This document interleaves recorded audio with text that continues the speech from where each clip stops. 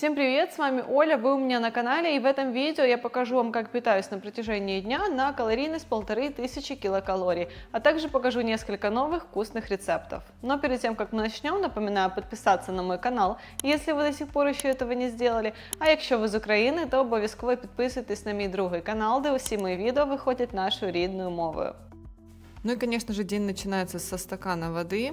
Пью его где-то за полчаса до завтрака, сразу после пробуждения, и потом в течение дня пью я примерно 2-2,5 литра воды. Начнем готовить завтрак. Хочу попробовать рецепт, который видела уже довольно давно в интернете, и думаю, сегодня хороший повод его попробовать. Здесь у меня 180 грамм брикетного творога 5% жирности, одно яйцо, немного соли, и добавляю сюда 80 грамм муки, но я ее добавила в 2 подхода. Также пол чайной ложки разрыхлителя.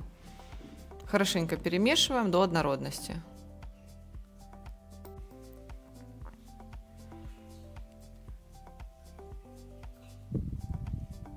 Это я добавила оставшуюся муку. Как я уже сказала, всего ее в рецепт идет 80 грамм. У меня была рисовая мука, можно использовать цельнозерновую, овсяную, в общем, любую на ваш вкус. Сделала такую колбаску, чтобы удобнее было разделить на 3 части. Ну а теперь каждый кусочек необходимо раскатать в более тонкую длинную колбаску. Закручиваем, у нас получается вот такой бублик. Не обязательно, кстати, делать бублики, можно сделать просто булочки, разделив тесто на 3, либо же на 2 части, если хочется, чтобы порция была побольше. Выкладываю на противень, застеленный пергаментом, сверху смажу немного оливковым маслом. На смазывание 3 бубликов у меня ушло меньше чайной ложки. Сверху добавляю немного кунжута для красоты, белого и черного. Ну и ставлю в разогретую до 180 градусов духовку. Выпекались они у меня немного дольше, чем я рассчитывала, примерно 20, может быть даже 30 минут. Хотя в рецепте было указано, что пекутся они минут 15. Пока они запекаются, приготовлю начинку. У меня это будет яичница. На одну порцию пойдет одно яйцо. Лопаткой немножко соберу, чтобы она была покомпактнее и была не намного больше, чем сам бублик.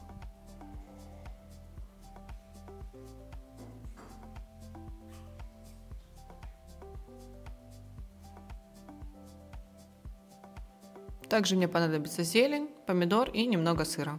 Сыр натираю на терке. На 2 порции я взяла примерно 20 грамм сыра. Также помидор нарезаю колечками. Итак, творожные бейглы уже готовы. Интересно попробовать, какие же они получились. На вид очень даже ничего. Я думала, будет сильно похоже на сырники, но нет, они больше похожи на булочки.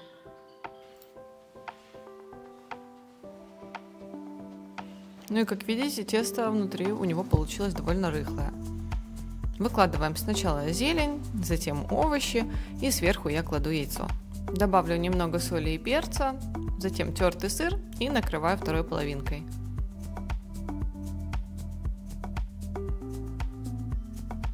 Вот такой бейгл с начинкой у нас получился.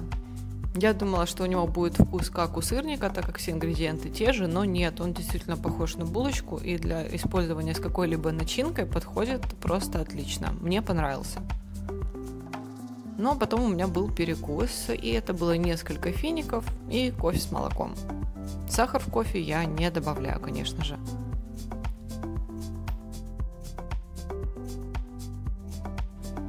Так как завтрак был у меня где-то примерно в 8 утра, то перекус этот был уже ближе к 12.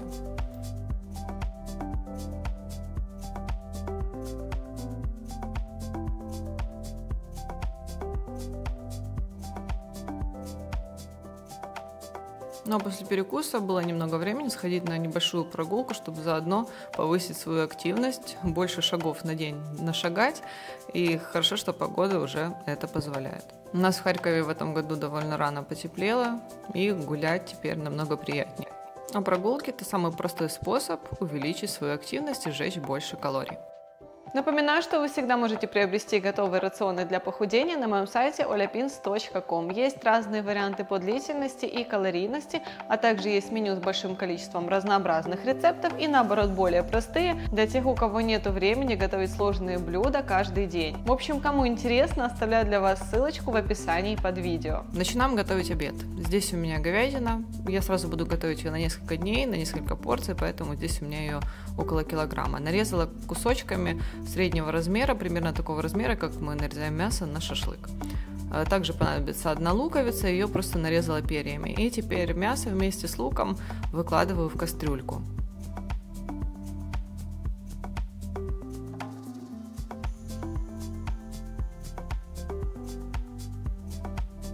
Добавляю 1 чайную ложку соли, также перец горошком, парочку лавровых листов и добавляю сюда где-то 100 мл воды.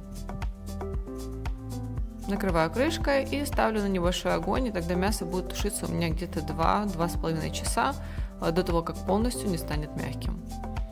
Также мне понадобится немного булгура. Я взяла 1 пакетик и отвариваю его в течение 8 минут, после чего достаю пакетик, разрезаю и оставляю остывать до комнатной температуры. Воду я подсаливала, поэтому соль уже в готовый булгур не добавляю. Через 2 часа мясо уже почти готово, я добавляю немножко сливочного масла сверху и оставляю еще на полчаса, чтобы оно пропиталось сливочным вкусом. Начнем готовить гарнир. Булгур я отправила в миску, его у меня в готовом виде, кстати, вышло 200 грамм. Также нам понадобятся помидоры, у меня 3 небольших, общим весом 250 грамм, их необходимо нарезать кубиками.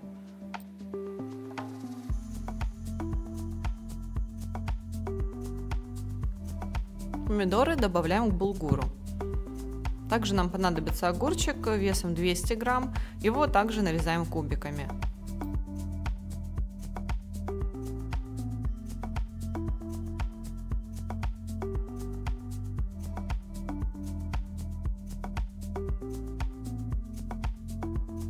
Из зелени я взяла пучок кинзы, мелко нарезаем и тоже добавляем к остальным ингредиентам.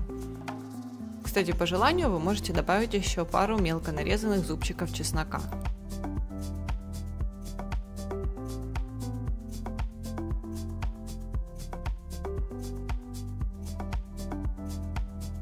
Для заправки берем 3 столовые ложки оливкового масла, 1 столовую ложку лимонного сока, соль добавляем по вкусу, можно добавить также еще перец.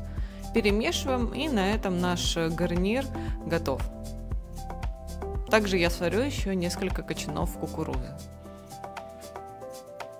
Итак, теперь собираю все это в одну свою порцию. У меня здесь 120 грамм тушеного мяса, 200 грамм салатика и 1 качан весом 160 грамм. Вот такой довольно сытный обед сегодня получился. А вот можете посмотреть, каким мягким получается мясо, приготовленное таким способом. Но после обеда я поехала на тренировку, а если точнее даже на 2 тренировки. В зале я не занимаюсь последние полгода, а хожу на разные групповые силовые тренировки. В общем, сегодня ходила на TRX и потом еще на круговую интервальную тренировку, так как все-таки хочу немножко подсушиться к лету.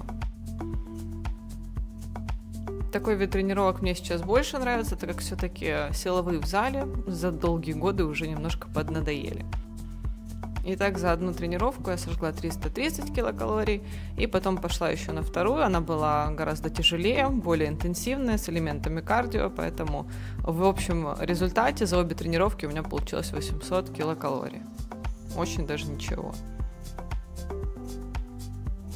На ужин я готовила себе еще днем, чтобы потом вечером не тратить время на готовку. Я взяла 400 грамм куриных бедрышек без шкурки и без косточек и нарезала их вот такими маленькими кусочками. Морковку натерла на терке с помощью комбайна. Также нам понадобится 1 луковица, ее просто мелко нарезаем обычным способом. Ну и начинаем это все обжаривать. Я взяла новую, кстати, сковороду Wok. Кстати, нравится мне такая сковородка. Я рассказывала недавно в Инстаграме о ней. В общем, сначала обжариваем лук, затем морковку добавляем, готовим их до мягкости. Довольно быстро это происходит. И теперь добавляем курочку. Готовим несколько минут, пока она не обжарится, не выделит сок. Далее добавляю соль, специи для курицы и хорошенько перемешиваю. Далее добавляю 450 грамм замороженной стручковой фасоли, перемешиваю, убавляю огонь на средний, накрываю крышкой и оставлю так на 10 минут, чтобы стручковая фасоль протушилась.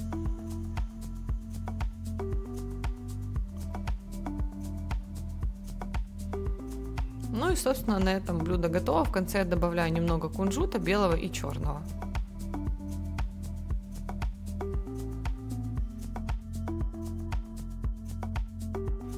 Довольно легкий, но при этом сытный вариант ужина. Здесь у нас и мясо, и клетчатка, в общем, все, что нужно, и ничего лишнего.